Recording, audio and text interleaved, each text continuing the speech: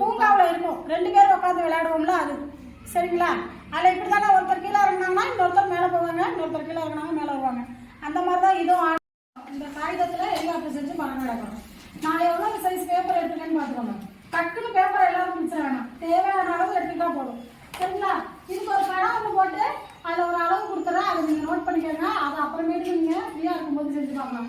இப்போ ஒரு குத்து மதிப்பாக ஒரு அளவில் ஒரு பேப்பர் வச்சுருக்கோம். இது வந்து 23 மேலே 10 கீழே 10 போச்சுன்னா பாக்கி எவ்வளோயா? 23 மேலே 3 இந்த மையத்தில் அப்படியே இருக்கும்.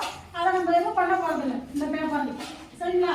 இப்போ நம்ம 8.4 சென்டிமீட்டர் அளவு கொடுத்துருக்கோம். 2ஆவது டிவைட் பண்ணி பதில் சொல்கிறோம். அது மாதிரி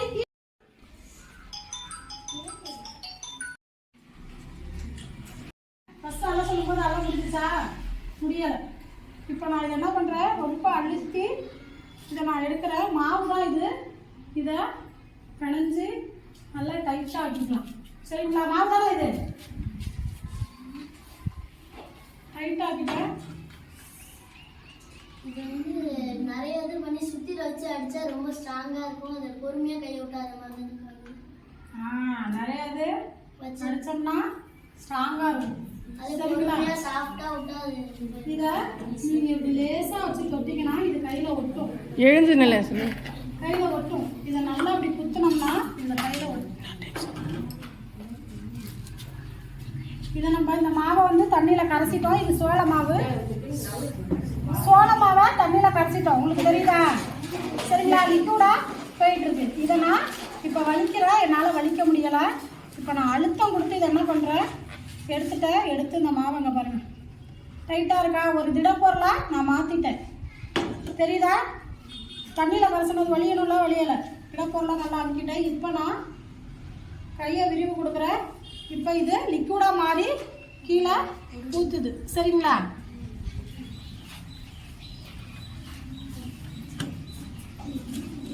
பார்த்தீங்கன்னா இதில் அதிகமாக இருக்கும். இது வந்து என்ன நடக்கும், நம்ம தண்ணியில் கரைசும் போது லிக்விடாகவும் இருக்கும். இதை நம்ம அழுத்தம் கொடுத்து பிணைஞ்சோம்னா திடப்பொருளாகவும் மாறும். அதை விரிவு கொடுத்தோம்னா அழுத்தம் கொடுக்காம இருந்தோம்னா லிக்விடாகவும் மாறும். அதனால தான் ஸ்டார்ச் துகள்களில் மாற்றம். இது 2 வகையாக மாறும். நம்ம தண்ணியில் ஒரு பொருளை கரைச்சிட்டோம்னா அது மாறுமா? திடப்பொருளா மாறுறதுக்கு வாய்ப்பு இல்லை. ஆனால் இந்த மாவு இது வந்து இப்போ 6ஆம் நம்பரில் அடிச்சிருக்காங்க. 6ஆம் நம்பரு பகுயன்னா பகாயன்னான்னு பார்த்தா இது பகுயல். ஏன்னா 4 டேபிள்ஸில் இது வரும். 1ல் வரும், 6ல் வரும், 2ல் வரும், 3ல் வரும். இப்போ 4 டேபிள்ஸில் வரனால இது பகுயல்.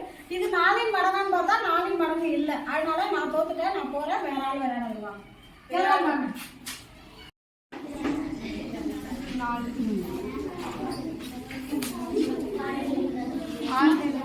4லேருந்து போடும். 6 அடிச்சிருக்கீங்க. பக்கத்து கட்டத்துலேருந்து போடும்.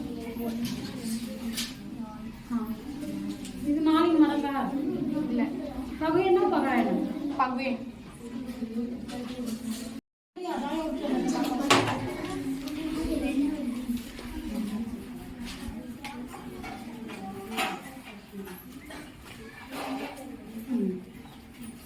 பன்னெண்டு அடிச்சாச்சு.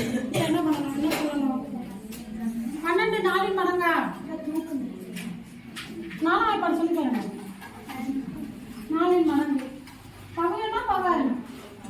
இப்போ 4இன் மடங்குல வந்துட்டு அதனால நீங்க ஜெயிச்சிருக்கீங்க. நீங்க திரும்பவும் கொடுக்கணும்.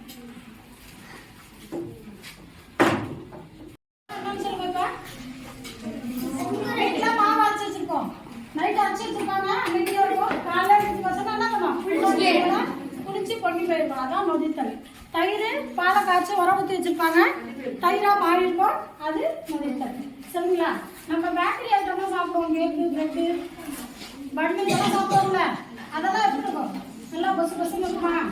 அதுக்கெல்லாம் என்ன காரணம்? இதுக்கெல்லாம் ஈஸ்ட்ங்கிற ஒரு பவுடர் போட்டுதான் அடி பசு பசுன்னு வரும். சரிங்களா? அதுக்கு பேரும் நொதித்தல் தான். இப்போ அதுக்கான ஒரு செயல்பாடு தான் நம்ம செய்யறோம். ஈஸ்டெல்லாம் போட்டால் ஒரு 6 மணி நேரம் கழிச்சுதான் அது உப்பி வரும். அதனால நாம என்ன பண்றோம், சாம்பை வச்சு ஈனோ பார்த்துருக்கீங்களா? தம்பி இந்த காலி நீ எழுதிச்சா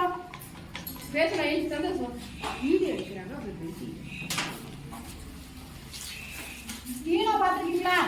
ஈனோ என்னத்துக்கு போடுவோம்?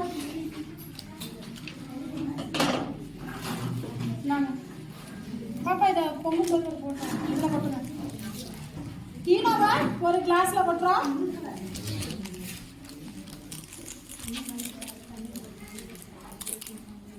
கொட்டியாச்சு. இப்ப சாம்பார்ல கலக்குறோம். என்ன நடக்குதுன்னு பாருங்க.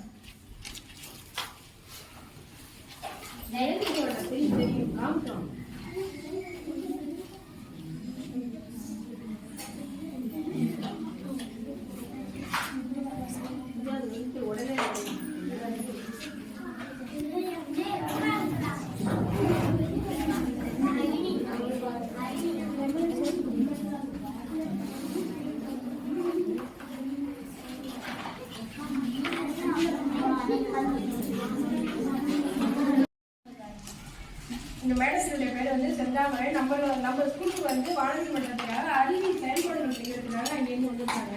ஒரு 5 செயல்பாடுகள் செஞ்சாங்க. நடமாடும் மெழுகுவர்த்தி, காகித ஹெலிகாப்டர், சார்ஜ் துகள்களின் மாற்றம், சுழலியன் விளையாட்டு, நொதித்தல் அப்படிங்கிற ஒரு 5 செயல்பாடு செஞ்சாங்க. 5 ரொம்ப பயனுள்ளதாக இருந்தது. எல்லாரும் மாணவர்கள் எல்லாம் ஆர்வமாக கேட்டாங்க. கேட்டால் மட்டும் பார்த்தாது, இதை வந்து மதியம் என்ன செய்யணும், நீங்கள் சாப்பிட்டுட்டு அதை ஒவ்வொன்றா செஞ்சு பார்க்கலாம். இதெல்லாம் வந்து இதுலேயே வந்து கணக்கு வருது, அறிவியலும் வருது. பார்த்தீங்களா, கணக்கு வருது, அறிவியலும் வருது, பகு எண் பகா எண் வருது. சுழல் முறையில எப்படி போட்டாங்க, அந்த நம்பரை போட்டாங்க கவனிச்சிங்களா? நேராலாம் போடல, ஒரு மைய புள்ளியை வச்சுக்கிட்டு அந்த நம்பரை போடும்போது கடிகாரம் எப்படி சுத்தம் சுற்றி வரும், அதே மாதிரி வலது பக்கமாக இப்படி போட்டுட்டே வந்தாங்க. அந்த நம்பரை போட்டதுக்கு அப்புறம் தான் அந்த தாயக்கட்டையை உருட்டி அதுல என்ன நம்பர் வருதோ அந்த நம்பர் படி இங்க நவுக்க சொன்னாங்க. அதுல யாரு தோட்டம் ஜெயித்தெல்லாம் சொன்னாங்க. அதுலேருந்து என்ன ஒன்று சொல்லி விட்டாங்க, இந்த எண் வகுப்பு 4ஆல் வகுப்படுமா, வகுப்படாதா, பகு எண் பகா எண், அதாவது அறிவியலும் சொல்லி விட்டு அதுலேயே ஒரு கணக்கையும் வந்தது. ரொம்ப அருமையா இருந்தது. அப்ப இந்த செயல்பாடுகள் எல்லாமே ரொம்ப பயனுள்ளதா இருந்தது. நம்ம அறிவியல் படிக்கிறோம், இருந்தாலும் ஒவ்வொன்றையும் இவங்க செய்யற மாதிரி நம்ம அது முடியல நம்மளால. இவங்க செய்யறது ரொம்ப பயனுள்ளதா இருந்தது. இதை நீங்க வந்து வீட்டில் போய் செய்து பார்க்கணும், செய்து பார்த்தே பயன்படுத்தி பார்க்கணும். நன்றி மேடம், ரொம்ப அருமையாக.